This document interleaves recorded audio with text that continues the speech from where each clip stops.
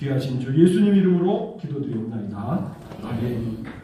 하나님 말씀 보도록 하겠습니다. 마태복음 24장 15절로부터 28절입니다. 15절로부터 28절. 그러므로 너희가 선지자 다니엘이 말한 바 멸망에 가증한 것이 거룩한 것에 선 것을 보거든 가로 열고 읽는 자는 깨달을진저 가로 닫고 그때에 유대에 있는 자들은 산으로 도망할지로다. 집 위에 있는 자는 집 안에 있는 물건을 가지고 내려가지 말며 밭에 있는 자는 겉옷을 가지러 뒤로 돌이키지 말지어다. 그날에는 아이 벤 자들과 젖 먹이는 자들에게 화가 있으리로다. 너희가 도망하는 일이 겨울에나 안식일에 되지 않도록 기도하라. 이는 그때에 큰 환란이 있겠습니다. 장세로부터 지금까지 이런 환란이 없었고 후에도 없으리라. 그날들을 감하지 아니하면 모든 육체가 구원을 얻지 못할 것이나 그러나 택하신 자들을 위하여 그날을 감사하리라. 그때 사람이 너희에게 말하되 보라 그리스도가 여기 있다 혹은 저기 있다 하여도 믿지 말라. 거짓 그리스도들과 거짓 선지자들이 일어나 큰 표적과 기사를 보여 할 수만 있으면 택하신 자들도 미혹하리라. 보라 내가 너희에게 미리 말하노라. 그러면 사람들이 너희에게 말하되 보라 그리스도가 광야에 있다 하여도 나가지 말고 보라 골방에 있다 하여도 믿지 말라. 번개가 동편에서 나서 서편까지 번쩍인 같이 인자의 임함도 그러하리라. 죽음이 있는 곳에는 독수리들이 모일 것이니라. 아멘. 서탄절을 앞두고 왜 이렇게 예수님의 재림 말씀을 나누느냐. 그 이유는 이미 말씀을 드렸죠. 지난달에 책이 하나 발간되었다고 그러죠. 그런데 신경을 안 쓸 수가 없어요. 이재명은 재림 예수인들. 어떤 사람은 이렇게 비꼬다는 그런 말도 있고. 하여간 그런데 뭔가 우리가 느껴지는 바가 있잖아요. 예수님의 재림에 대해서 많이 오해를 하고 있구나. 그리스도에 대해서 많이 오해를 하고 있구나. 그렇잖아요. 이 책 제목 자체가 물론 이런 제목을 쓰고 책을 출간한 최원호 씨가 머리를 써서 책을 많이 팔아먹여야지. 팔아먹지는 못하더라도 이 책에 대해서 관심을 갖게 해야지.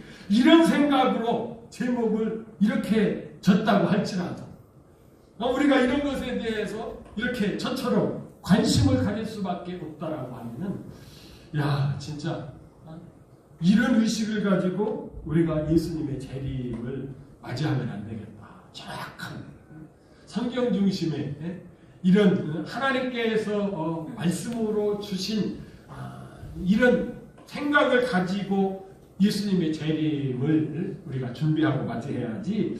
이렇게 조금 이렇게 느끼는 이런 재림, 이것은 문제가 있다. 이런 생각에서 재림에 대해서 이렇게 나누게 되었습니다. 사실 또 그렇죠. 이 천주교에서 얼마 전에 교황이 선포를 하나 했죠. 무슨 선포를 했죠? 마리아 숭배를 포기한다. 이거 가벼운 얘기가 아닙니다. 천주교에서 마리아 신앙 포기를 선포했습니다. 교황. 천주교는 그게 가능해요. 교황이. 그 이유가 무엇이겠습니까? 우리 개신교에서 생각할 때 천주교회가 이 마리아 신앙을 포기하지 않고서는 개신교회하고는 통합이 될 수가 없어요. WCC가 뭐예요? 통합하자는 것 아니에요? 통합하자는 것. 나아가서는 모든 종교를 통합하자라고 하는 것 아니에요? 그런데 마리아 숭배 사상을 놓고서는 천주교하고 개신교하고 통합할 수 없으니까 이 적그리스도의 낌새가 있는 이런 자가 이렇게 포기를 했다. 이렇게 해석하는 분들도 많이 있잖아요. 또 그런 느낌도 이렇게 받고 있고. 참 이렇게 자꾸 혼란을 주고 또 지금 오래전부터 그런 얘기가 있습니다. 제3성전을 건설해야 되는데 막 하면서 막 그 제3성전 얘기하고 이 제3성전이 건축되어서 이제 하나님 앞에 피해 제사를 드리려고 하면 붉은 송아지 피가 필요한데 뭐 이래가지고 뭐 미국 어디에서 붉은 송아지를 뭐 이스라엘 유대로 가져가가지고 지금 뭐 어떻게 한다는 뭐 이런. 그런데 그런 것들이 다 뭐예요? 이 주님의 재림에 대해서 성경을 오해하거나 잘못 해석한 것이 그 기반에 깔려 있다라고 하는 것입니다. 사실 왜 그런 현상이 벌어지죠? 이 오늘 말씀을 통해서도 우리가 느끼듯이 우리가 주님의 재림은 구약으로 얘기한다라고 하면은 다니엘서와도 연결되어 있습니다. 그런데 다니엘서는 보통 묵시록이라고 그러죠. 묵시록. 묵시는 뭐예요? 이렇게 가려놨다는 얘기입니다. 어둡게 해놨다는 얘기입니다. 그래서 다니엘서를 쭉 읽어나가면 마지막에 가서 뭐라고 그러죠? 이것은 가려놔라. 공개하지 말아라. 그렇게 되어 있어요. 그런데 여러분 이제 신약에 와서 요한 계시록은 어때요? 가려놨던 것을 열어서 보여줬다는 얘기죠. 그래서 요한 계시록은 공개하는 것이죠. 그런데 이 묵시는 말 자체에서 우리가 보듯이 가려난 것이기 때문에 뭐가 필요해요? 해석이 필요해요. 해석이. 그래서 오늘 예수님께서 이 다니엘서를 아주 중요한 부분을 해석해 주시는 것입니다. 그러므로 너희가 선지자 다니엘이 말한 바, 정확히 하면 어디라고요? 다니엘서 9장 27절. 조금 더 확대를 하면 11장 31절, 12장 11절. 여러분 다니엘서 11장 31절하고 12장 11절은 무슨 얘기가 있습니까? 주님께서 오실 때를 이렇게 말씀을 쭉 이렇게 해 나가시다가 다니엘서 11장 한번 볼까요? 그 중요한 포인트가 하나 이렇게 딱 나오는 거죠. 다니엘서는 구약에서 찾으셔야 됩니다. 다니엘서 9장 11절은 오늘 여기에 있으니까 여러분들이 그냥 이렇게 보시고요.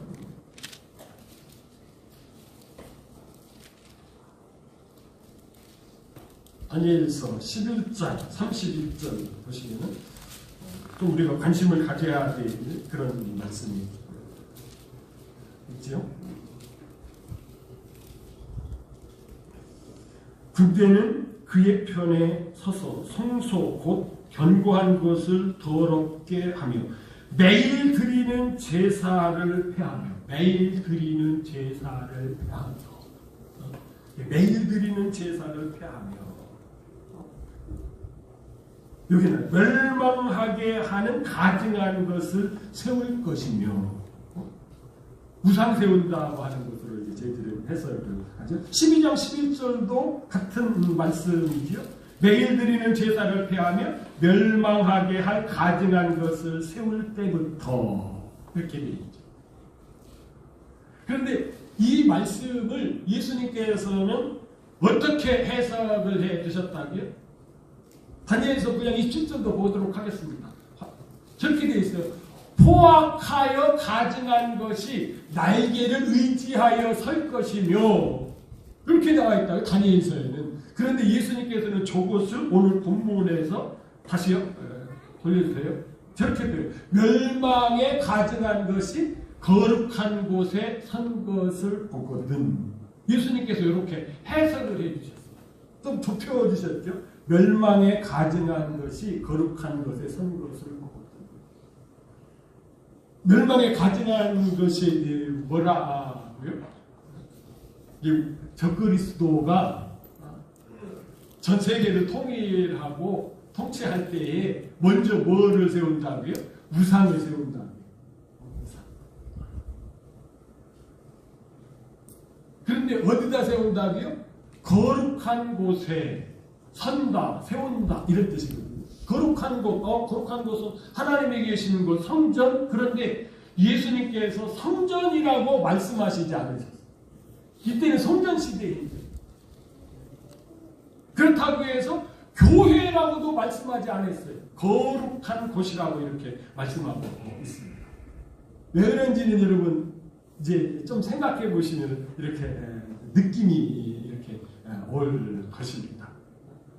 그런데 예수님께서 저렇게 설명을 해 주셨어도 그래도 헷갈리는 거예요. 왜 그렇죠? 여러분 예수님이 탄생하시기 전 한 160년 전에 무슨 일이 있었느냐 하면은 그 알렉산더 대왕이 죽은 다음에 나라가 네 나라로 나누어지잖아요. 그렇죠? 그래서 이제 알렉산더의 고향인 마케도니아, 그리스를 중심으로 한 마케도니아가 있고, 그 다음에 시리아를 중심으로 해서, 또 애굽을 중심으로 해서, 그 다음에요 이쪽 이란을 중심으로 해서 알렉산더 대왕 제국이 네 나라로 이렇게 나눠지죠. 그때 시리아를 중심으로 세워졌던 안티오쿠스 에피파네스 4세가 유다를 침공해 들어옵니다. 예수님 오시기 전 162년. 그리고 어떻게 합니까? 예루살렘 성을 점령을 하고 성전에 들어가면은 뭐가 있어요? 번제단이 있죠. 번제단 옆에다가 제우스 신당을 짓고 거기에다가 돼지를 잡아서 제사를 드렸던 거예요. 유대인들은 기겁하죠. 유대인들은 어때요? 돼지 피, 돼지고기, 이거 말이야 질색이죠. 일부러 그렇게 했던 적이 있거든요. 그래서 이것 때문에 마카비가 어떻게 돼요? 의분을 일으켰죠. 하나님은 이렇게 모독을 해가지고 마카비 혁명이 일어나가지고 이제 독립을 하는 그런 계기가 되기도 했습니다. 이런 일도 있었어요. 예수님이 이 역사를 아셨을 거예요. 그런데 그 얘기가 아닌 것을 예수님께서 말씀하시는 것이죠. 그러니까 건물 성전에 적그리스도의 우상이 세워지는 것이 아닌 것을 예수님의 해석을 통해서 우리가 알 수 있는 것이죠. 그 다음 구절 16절을 보시면은 또한 우리가 또 하나 생각할 것이 있어요. 그때가 어때요? 그때가 이제 적그리스도가 7년 대환란을 이렇게 통치할 때 이런 때예요. 유대에 있는 자들은 산으로 도망할지어다. 사실 예수님의 이 말씀을 기억하고 있던 이 초대교회 그리스도인들, 예루살렘 교회를 중심으로 해서 신앙생활하던 분들이 어떻게 했습니까? 예수님이 돌아가시고 30년쯤 지난 다음에 주후 60년경에 그 전에도 계속 로마에 대한 항거 투쟁이 있었습니다. 독립운동이 있었습니다. 그러다가 이 유대인들이 주 60년경부터는 대대적으로 반로마, 우리로 얘기하면은 일제시대에 독립운동을 했던 것처럼 그런 독립운동이 이렇게 요원의 불길처럼 일어났죠. 그렇게 되니까 이제 어떻게 돼요? 느끼는 사람들 있죠. 로마 군인들이 어떻게 된다면 몰려온다. 지금은 총독부만 있는데 로마 군인들이 몰려온다 생각할 때 예수님의 이 말씀, 그때에 유대에 있는 자는 산으로 도망갈지어다. 이 말씀을 기억하고 있던 이 교인들은, 성도들은, 유대교 말고요, 교인들은 예루살렘에서, 유대에서 도망을 쳤습니다.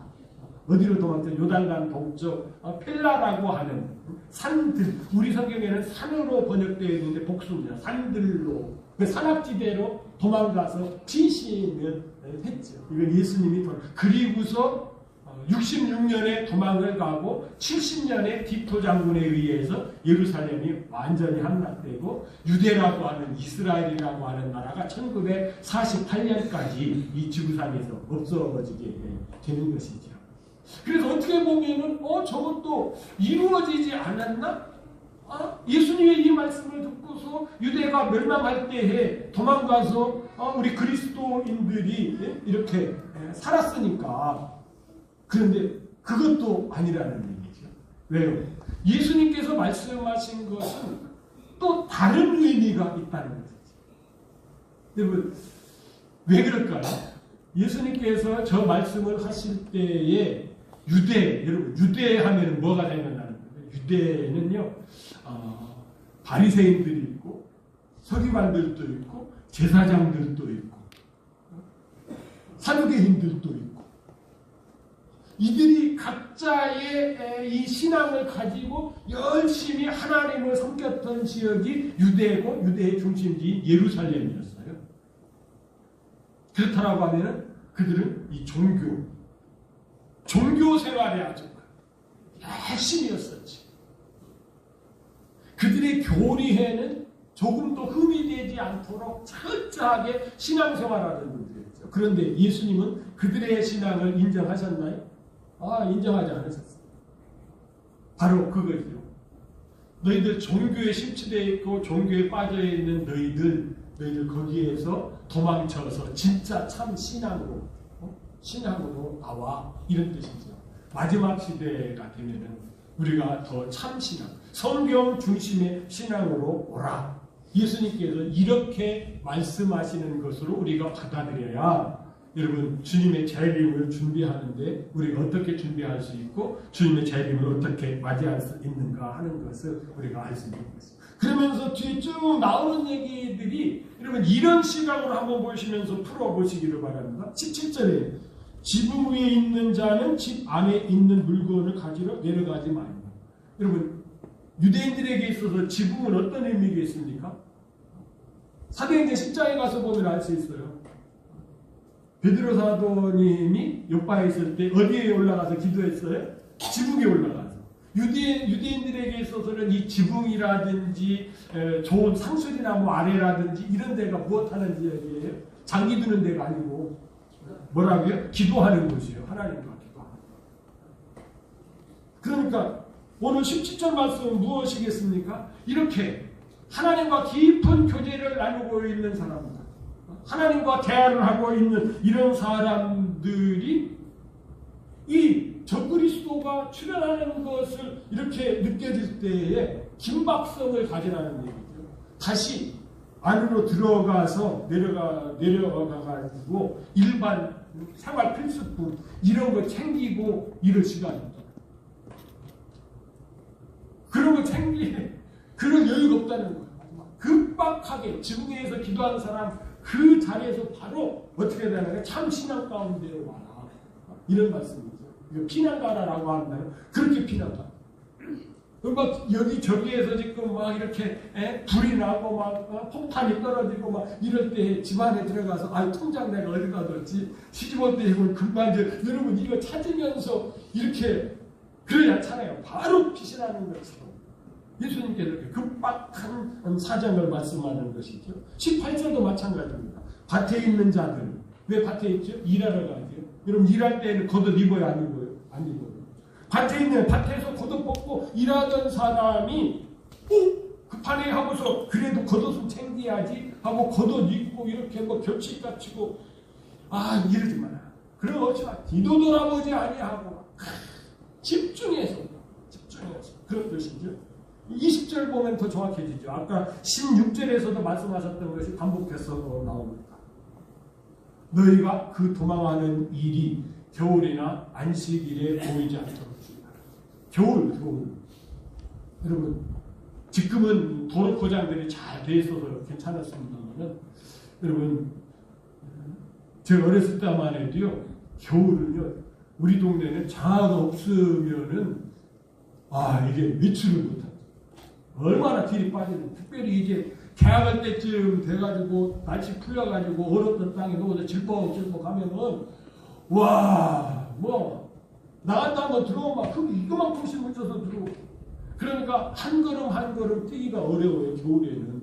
그런데 유대도 마찬가지. 유대도 겨울은 우기예요. 비가 와서 축축해지고 그것이 얼었다 하면은 여러분 도망가기 얼마나 힘들겠습니까?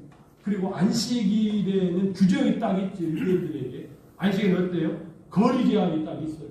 5리 이상 가지 말아라. 2,000보 이상 걷지 말아라. 하늘은 도망쳐야 되는데 이런 제한이 있으면 얼마나 거추장스럽겠어요. 그러니까 예수님께서 이런 말씀을 하시죠. 이 바로 앞에 있었던 19절도 마찬가지입니다. 그날에 아이벤자들과 존먹이는 자들에게 화가 있으리라. 사실은 우리가 아이 베고 자녀를 키우는 이렇게 젖을 먹이고 하는 것은 참 행복이고 즐거움이고 하나님의 축복인데, 여러분 급하게 피난 가야 돼, 도망가야 돼. 여러분 그때 아이벤자들, 아이도 지금 한 8개월쯤 됐어요.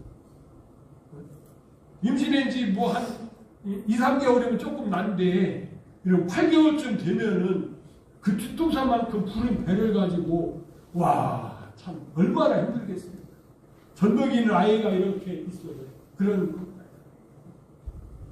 여러분 이런 것들은 뭐라고요? 영적으로 좀 해석을 한다라고 하면, 영해를 한다라고 하면은 세속에 너무 깊이, 세상의 재미에 너무 깊이 빠져서 그것을 포기할 수 없는, 와, 막 심취한다라고 하는 것 그렇잖아요. 자, 우리나라 같은 나라도 좀 특별하네. 야구가 막 엄청나게 인기가 많아요. 보통 나라는 뭐가 인기가 있죠? 축구가 인기 있어요. 축구. 아, 유럽 가면은요, 아이고 모스마들 완전 축구에 막 껌떡 죽어 넘어갑니다. 그런데 우리나라 이제 야구예요. 그런데 이 야구가 겨울 되면 어때? 이게 시즌이 아니거든요. 그러면은 야구 경기도 없고 뭐 이러면 조용해야 되잖아요. 그런데 겨울 돼도 여전히 막 조용하지 않아요. 막 야구에 심취한 사람들이 스토브 리그니 뭐 날로 켜놓고 뭐 하는 모양이에요. 그러면서 이 얘기 저 얘기 막 다 이렇게 너무 야구에 깊숙이 빠져 있는 것처럼 우리가 세상 재미에 깊숙이 빠져 있으면은 저럴 때 어떻다고요? 거기에 매임이 된다는 거예요. 세상에 매임이 된다. 여러분 우리가 신앙생활을 하면서도 일정 부분은 이 세상과 잇대어 있는 것이 있기 때문에 그렇잖아요.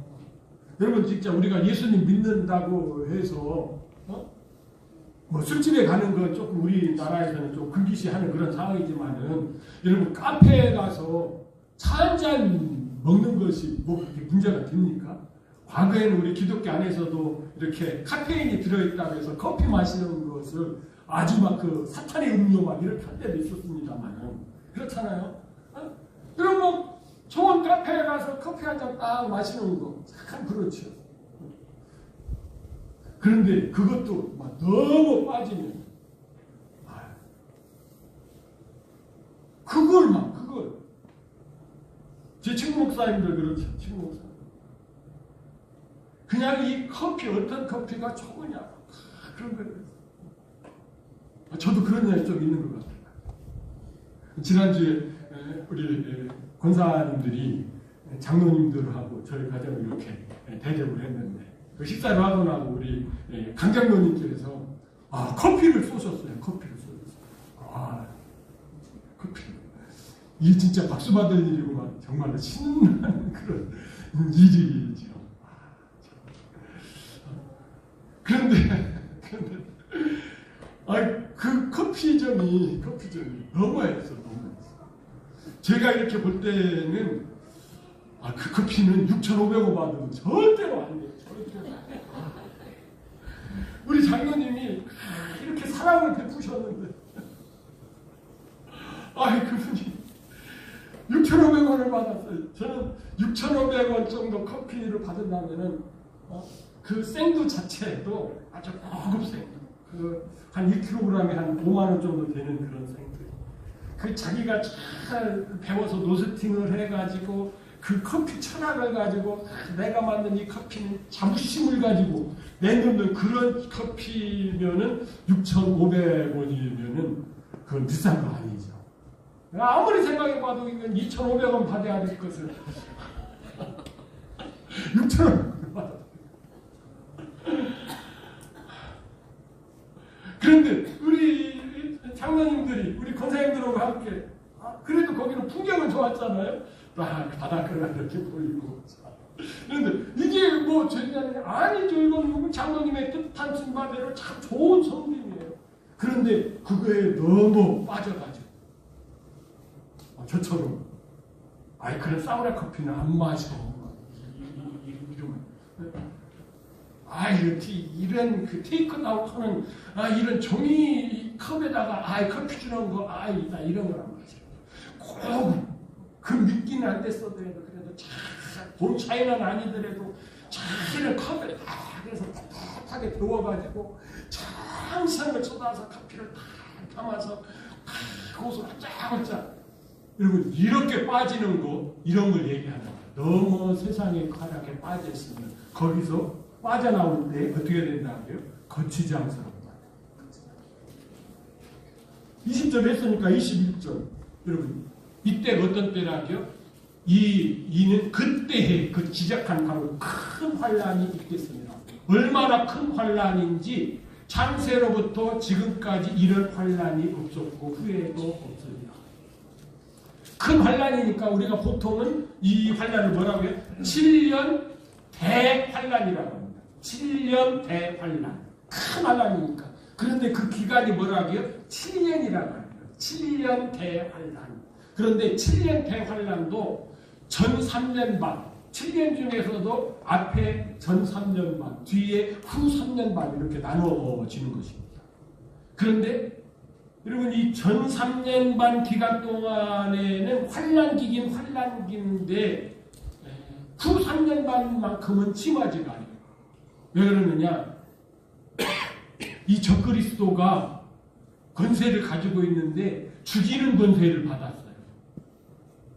그런데 전 3년 반에는 죽이는 권세만 받고 딱 있고 사용을 하지를 않습니다. 그러다가 언제 사용한다고요? 후 3년 반이 딱 되면서부터 사용하는. 그러니까 저 큰 환란을 더 정확히 얘기하면은 7년 대환란인데 7년 대환란 가운데서도 어떻다고요? 후 3년 반이지. 그래서 우리 예수님 믿는 사람들을 법적으로 죽이는데 꺼리낌이 없어. 그런 때가 없다.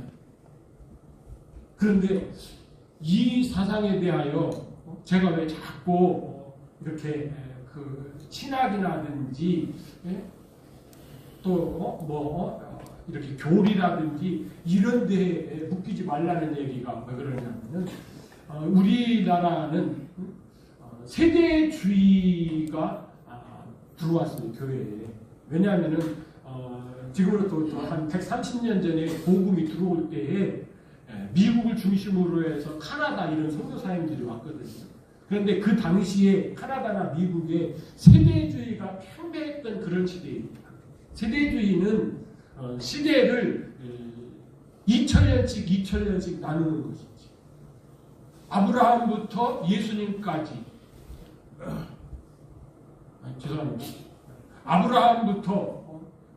아브라함부터 모세까지 또 모세에서부터 예수님까지 예수님부터 이제 이 마지막 이 심판이 있을 때까지 2000년으로 이렇게 나누는 거거든요. 그래서 여러분 단위 선교회가 여러분이 2000년에 예수님 재림한다고 그래가지고 난리 폈을 때가 있거든요. 그때가 뭐예요? 세대주의적인 영향을 받아서 그렇게 했었던 것입니다. 그러면서 2000년이 지나면서부터 이 세대주의의 시대 구분은 잘못됐구나. 이렇게 2000년씩 딱딱 나눠지는 것이 아니구나라고 하는 것은 이제는 우리가 다 인정하는 것이겠죠. 그래서 저도 그때부터 세대주의에서는 벗어났고 우리 한국교회가 많이 세대주의에서 벗어를 이렇게 나게 된 것이죠. 그런데 아직도 이런 세대주의에 뭉쳐서 꿈틀거리는 그런 분들이 있어요. 그래서 벗어나지 못하는 거예요. 그런 분들이 주장했던 것은 뭐냐 하면은 노아 홍수 때도 보니까 하나님께서 물로 심판하시기 전에 먼저 하나님의 백성들을 구원하시더라. 그래서 노아 가정은 구원하시더라. 아까 제가 말씀드렸던 대로 하나님께서 예루살렘을 멸망시킬 때, 이스라엘 멸망시킬 때 해도 우리 그리스도인들을 어떻게 해요? 먼저 페라로 이렇게 피난 가게 하시고 예루살렘을 심판하시더라. 그래서 유대인들이요, 예루살렘 안에 있던 사람들 다 죽었어요. 이런 식으로 하나님께서 심판하시기 전에 참 성도들은 구원하신다라고 하는 사상이 있어요.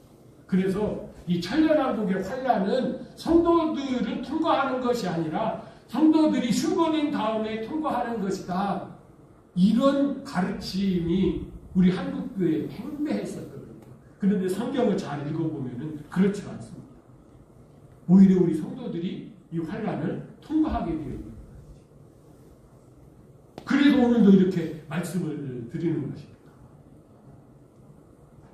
창세 이후로 이렇게 큰 환란이 없다는 것이죠. 그런데 이 환란이 왔었을 때에 하나님께서 오늘 말씀을 통해서 어떻게 하라고요? 빨리 그런 거 느껴지면은 빨리 거기서 도피해 나가라. 시간이 많이 지나기 때문에 뒤로 쭉쭉쭉 넘어가면 그 사이에 있는 말씀들은 여러분 그 7년 환란 기간 동안에 그리고 7년 환란이 끝난 다음에 그리스도가 여기에 왔다 저기에 왔다 해도 믿으라고요? 믿지 말라고요? 믿지 말라고. 왜요? 그리스도가 재림하는 곳은 정해져 있어요. 이 땅이 아니고 뭐예요? 공중이기 때문에 그런 것입니다. 오늘 말씀에 나오는 요거 믿지 말라는 얘기는 다 그것이에요. 공중으로 오시는데 이 지구상에 어디? 그래서 27절에 말씀하고 있잖아요. 번개가 동편에서 나서 서쪽까지 번쩍임같이 인자의 임함도 그러하리라. 공중으로 딱 임하기 때문에 여러분 예수님이 막 저기 오셨대. 아 우리가 막 거기로 가야 돼. 예루살렘 감람산으로 오셨대. 그래서 우리가 거기 가야 되는 것이 아니에요. 중요한 핵심은 무엇입니까? 28절입니다. 28절. 여러분 이것이 오늘 그 15절 말씀만큼이나 말이 많은 내용이에요. 그 죽음이 있는 곳에 독수리들이 모여질 것입니다. 그래서 우리 느낌은 어때요? 특별히 우리나라는 겨울에 철새로 뭐가 옵니까? 몽골이나 그 시베리아에서 독수리가 와요. 어마어마한 독수리. 그런데 우리나라에 오는 이 독수리는 사냥을 해서 먹고 사는 짐승이 아니라 어떻게 해요? 죽은 짐승들, 죽은 것들을 먹죠. 그래서 지금 독수리 오는 그런 지역에서 어떻게 합니까? 이렇게 우리나라는 그렇게 돼지를 이렇게 팔 때 비계를 제거해서 팔잖아요. 그래서 그런 부산물을 갖다 막 이렇게 뿌려주고 그러지 않습니까? 그러다 보니까 아하 독수리들이 그 시체를 먹으려고 그렇게 모이는구나 그렇게 생각을 한다. 그런데 이 말씀은 사실은 그런 뜻이 아니죠. 그래서 이 말씀은 이 마태복음하고 누가복음하고 똑같은 말씀인데 단어를 다르겠어요. 우리 마태복음에서는 죽음이라고 프로파라고 단어를 써요. 이것은 시체라고 하는 뜻입니다. 정확히 번역하면 시체. 그런데 누가복음에서는 프로파라고 하는 단어를 쓰지 않고 소마, 몸이라는 뜻이에요. 몸이 있는 곳에는 독수리들이 함께 모여질 것입니다. 이렇게 되어 있는 거죠. 이 얘기는 뭔지 아십니까? 이 얘기는 뭐냐면은 우리들이 막 죽음에 있는 곳으로 이렇게 모여든다라고 하는 것이 아니라 여러분 우리들을 누가 이렇게 데리고 간다라고 하는 의미가 되는 것이에요. 이 빛이라고. 그걸 말씀드리면은 여러분 이 독수리가 뭐겠습니까?